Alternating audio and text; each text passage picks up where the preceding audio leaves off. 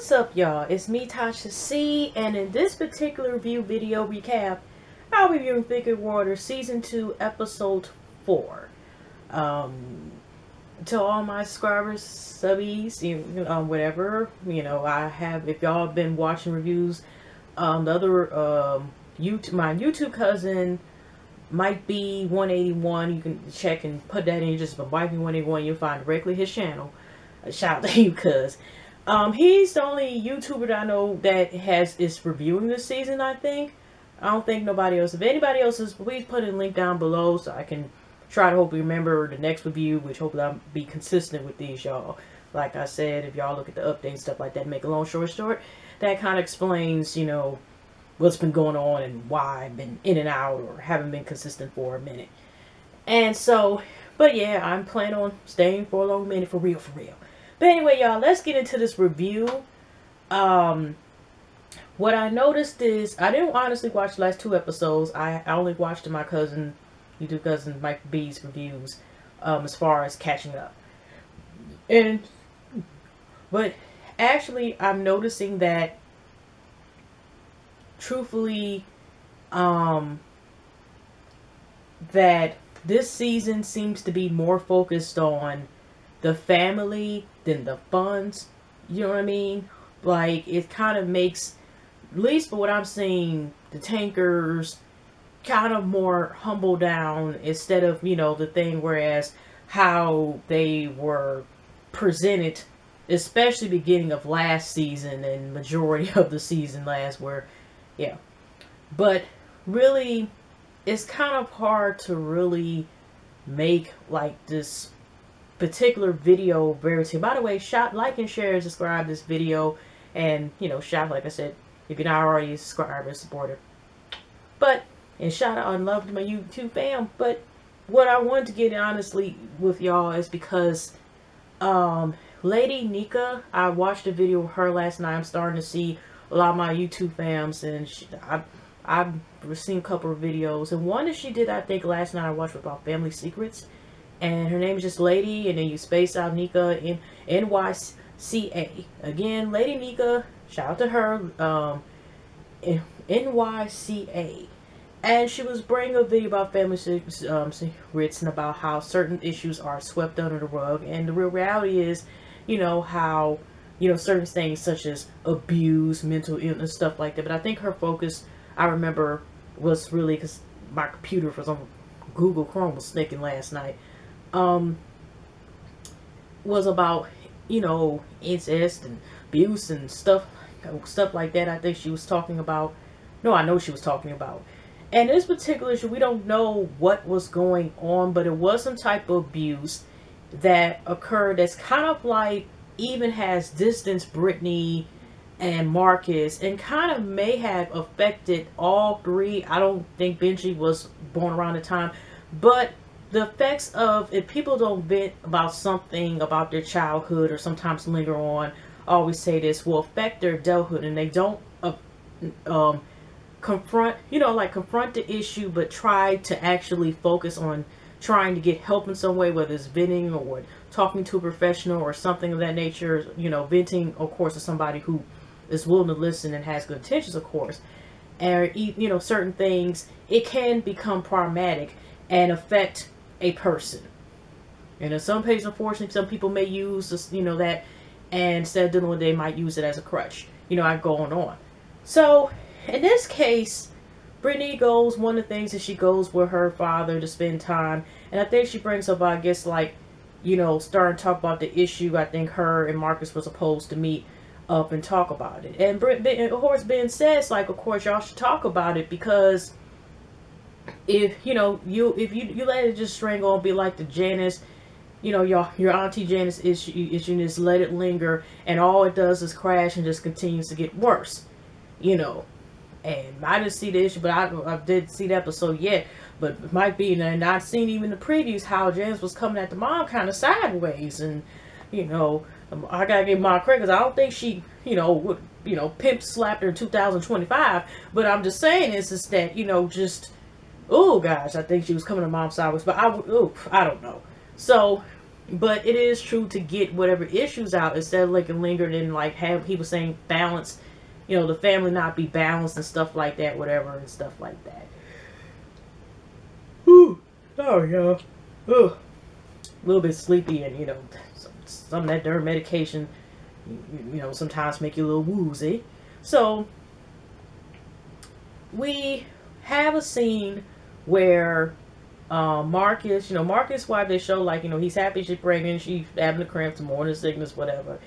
But he does go to finally meet where, because Irene also was there too. She wants this, you know, she doesn't want it also to continue where we have these family problems or family conflict and be able to move on. They should be able to talk about. So Irene meets up, what, I forgot, was that was Brittany's place, wasn't it?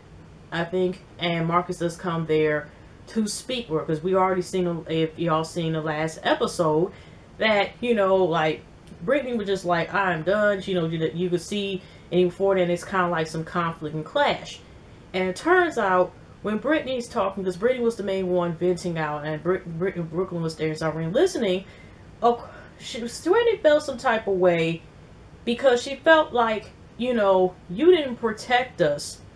You weren't like doing the role as a big brother when this stuff was happening to us by these horrible people. Because a lot of this stuff also plays with, Ben has, for what gather, even I think the kids have said they selfish, that even though the kids like Jewel is kind of like, you know, is like kind of the miracle and was heaven sent to their dad as far as making sure that he keeps his millions or got his millions back together, and also made him a better man, that he's a better father to them as far as the oldest three, including, you know, Benji, because does he have 4 or 5 biological kids?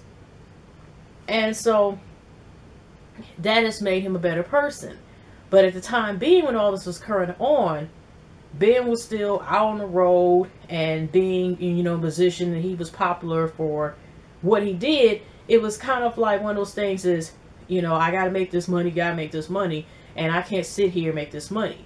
And then, so do you think he made the money, or at the time being back in the day, did the money make him? Okay, so unfortunately, because of how at first they kind of made a conflict with him and his kids, and he always says this himself, was like he was on the road so much and he wasn't at first in his children's life like he should have probably have been. That's something he has said even last season on and off a couple times.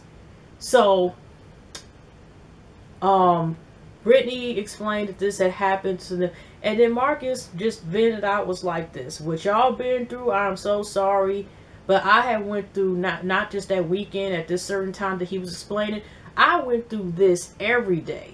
I mean, for longer than y'all have been through it. And he was like, so I understand where y'all coming from, I understand y'all pain, but I had a grandmother, I guess when he was able to tell about what was going on, he was able to get the grandma, you know, the grandma to rescue him, I guess, for that situation. And that was the difference with that. But, you know, sometimes it still, I guess, affects him as well occasionally too, by whatever these people that were around them or was help raising them and was doing harm to them in whatever way, whether it was verbal, physical, sexual abuse, whatever abuse it was traumatizing to these three. And you know, Brittany was kind of, like I said, brought up the thing that especially her was the one felt like you should protect us. But he was like this: I'm sorry, and I wasn't trying to sit here, you know, but at the same time, I was a child too, not to be in a social, but I was trying to also get myself a situation. And I was only 11 years old. You gotta look from the angle is, it was only so much little to none that I could really do because of the circumstances, you know what I mean? And then Brittany, you know, Marcus started crying, but Brittany understood that the problem, I think, what we see is that they are on a better path as far as, you know, like reconciling, and they were able to, her, because, but you know, Marcus did say that Dad should have been there, Dad should have got us away from the people, and all three of them agreed. So we're kind of wondering, like, uh-oh, how is this going to turn out as far as them talking to their father, because I guess they probably going to be up and vent to their dad as well. And so towards the end of this, because like I said, it's really not that much to talk about, but to talk about the issue, whatever. So there was one time that Marcus did see his dad, and his dad was, you know, talking about, you know, since he's, you know, enjoying the fruits of his labor a little bit more, that he's earned from 25 years of hustling and guitar playing and whatever else instruments and whatever, instruments have, to have a, a very, very comfortable lifestyle for him and his family. So, when Marcus wants to go ahead and see his dad, he even brought up how him and I think Brittany talked, but I guess like Brittany still wanted to say some things. I could be wrong or whatever about exactly what said, but basically turns in, like, okay, a meeting between, it was the last scene, and they kind of were venting the same thing somewhat about they just wish he would have been there, and Ben apologized, and they kind of, like what I see, have reconciled, and everybody was good. And then when the check came, everybody, both Brooklyn and Brittany was like, okay, y'all gonna help out? Here Brooklyn going to the new code for ladies room meeting. I'm taking my behind my car and turning the key in the starter and going bye-bye. Brittany, I forgot what she said, was just like, oh, do y'all see that hawk about to come through the window? I'm out. And proceed to leave. I mean, that's not like what she said, but I'm just saying, So, that's pretty much what happened with that particular thing. Like I said, it's just really a touching issue, but it was good to see that they're working on trying to go past those circumstances, especially through that. And because after when the siblings had talked, they showed the scene that they showed a picture of all four, I think all four of them in the picture, or all three or all four of them. It was her. I could have sworn it was at least Brooklyn, Benji, and Marcus in the photo, and it was like they were all smiles, about them getting, moving on forward. Because I remember also too, Brittany would say, I understand we have a distant connection, the relationship, and that's fine, blah blah blah. And then you kind of wonder is, well, that shows like the the traumatization of such events, such as negative events, such as that, sad events, that it kind of affected their bond. Because I know Ben was right, but it was kind of sad, not sad, but sad to a certain extent, that this followed them and kind of distanced them through all this time. But it's at least good that they can open, some things are better late than never, and it was meant for this time being for them to work on moving forward, you know what I mean? Because it's like, whoever were these horrible people who done this stuff to them, it was still some way they were able to like still mess with them here. Because Brittany even said that, a lot of times she just holds stuff in. That's why she want to be independent. She has for nothing. When something, I guess, like something bad happens, she just like holds it in, just pretend like nothing happened. But she did admit that because of these circumstances, and she held this in or something like that. Even it was sometime either last year, just very recent, or time before that, not too currently, that she called Brooklyn, and Brooklyn thought, because Brittany admitted that she had a breakdown, and Brooklyn thought that was to the point that she thought her car was on the cliff. So it's just, be prayers that hopefully everything's okay and stuff like that or whatever. But that's just showing how certain stuff is, and sad how things can erupt into circus stuff like that. And it kind of explains, like, to a certain point now, last season, if y'all watched it, how kind of Brittany has always like been what we would call, the black sheep. And she kind of, to a certain point, was around that, but she always kind of isolated herself from the family. Maybe to me it just was, but it kind of explains that now, why she was kind of like, I'm good over here. Not to be funny, but that I'm talking about as far as kind of wanting to be just different because, of how she was taking it. And then it made me think about, y'all, it kind of was like, because she's, the effectiveness of the dad's absence, or it explains maybe even to like, maybe the choice is Brooklyn. Let me stop. I'm probably like, okay, Josh, you just going all over the place. But it kind of explains, like I said, some bits do carry on and can affect our decisions, even though you can say that, well, you can stop it. But, like I said, Brooklyn was a mother, a very young mother at the age of 14. She gave birth to that little girl, Diamond. And I remember even Brooklyn was saying something along the lines about she appreciated that she didn't, that he let her step in the home, because he could have just been like, forget you, you're damaged goods and stuff like that. So I'm sorry to rant on, but it's just, you know, it's just to a certain extent. I'm just glad that they're able to move on and move forward as a family, especially going through certain stuff such as that. Because, you know, there's some people, you know, we all might know or have heard of, whether we personally know them or heard from he say, she say, that stuff like that has occurred. Unfortunately, it's with them until the Lord takes them and stuff like that. I'm sorry, y'all, you know, but that's the real reality of it, unfortunately, sometimes. And to talk a little bit about how Ben with the guilt thing and may compensate, just real quick, because Irene and Hank, she's up there at the pool with him. He got, you know, she's talking. She asks him, is he a virgin? He says, he kind of was like this, no. Are you one? And she's like, yeah. And he's like, oh, hey, that's good, because I want my wife to be with a lot of men. But I don't know, maybe just me, but I kind of thought about this. He didn't say, like, you know, I'd rather have my wife to be a virgin. He just said, I don't want her to have that many partners. Which means, like, is he trying to get Irene and, you know, like, I don't know. Maybe I just took it. Maybe I just took it that way, like in an indirect way. He wasn't saying he don't want his wife to have a lot of partners, but that's saying still like she don't have to be a virgin though, and you don't have to be a virgin though. Say we do get married, if I get serious, you neither, because I'm gonna be one to break. You get what I'm saying? Maybe I'm just interpreting somewhere else. And the last little part is Benji's on this grind. He, I think, is a manager with his mom's company. I said, you know, when they're, you know, like doing construction to homes or something like that. And then he's DJing, and you know, he needs that $70,000 to get the contract, because you know his wife came where he was doing that, because I think he's working with Jules, you know, his mom's father, you know, Second's mom's father. And his wife come in like, you know, are you gonna ask your daddy, basically, type of thing. And he does end up asking his dad, and he already has planned, like, he knows he's going to have to give money back. He's expecting to pay his dad 3 to 4 years and have money saved. He ain't, like, Trish trying to sit there. He's trying to get his grown man on. And basically what the family says, and even what I'm seeing so far, even though it's been only 2 episodes, honestly, that I've seen, he seems to take on a better attitude than he did last season. You know, there are, you know, people can change, and people can change in the year, if they could, especially if they're consistent with it. And so, Jewel even said herself confessionals that she feels Benji has changed not just to a man, but to a responsible man. So, when he asks Ben is like, okay, I got the money, that I do want to help out right then and there. And Benji does seem like he's trying to get himself together.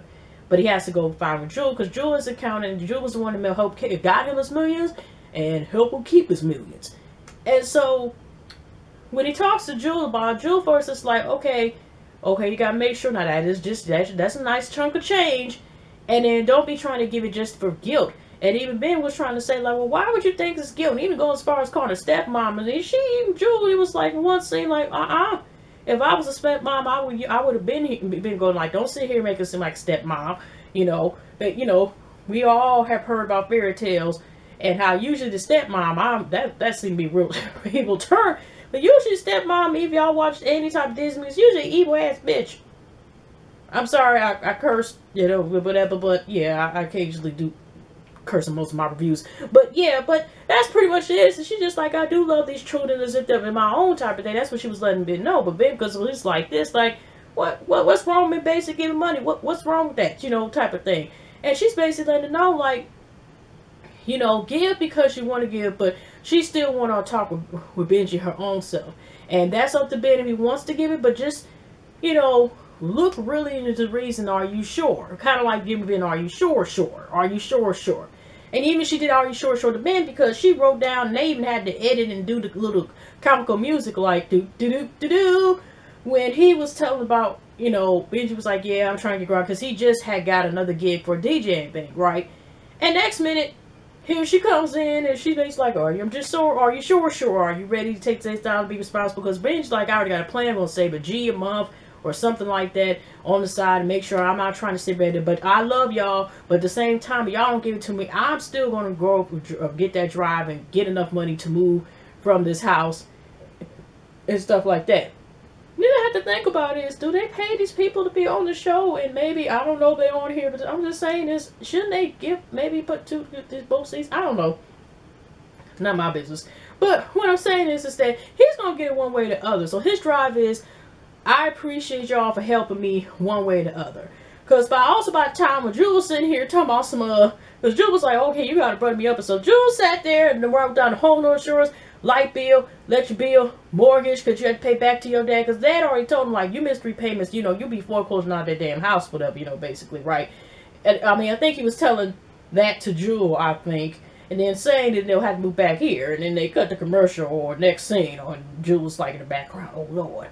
But basically, she's letting him know, like, all the stuff you got to be responsible for. Like, you know, if you decide to take this big move, make sure you're ready for car insurance, the auto insurance, you know, car insurance, health insurance, whatever else that was added on to the thing. Okay, because I think Sanjay also started working out too, do overtime wherever she's at. And it's because they trying to stack it. They're really trying to get the heck on and get on their lives. And that's pretty much it that I recall. And that's about it. But y'all have pleasant white, pleasant good morning. I'll definitely see y'all next videos. Alright, y'all take care.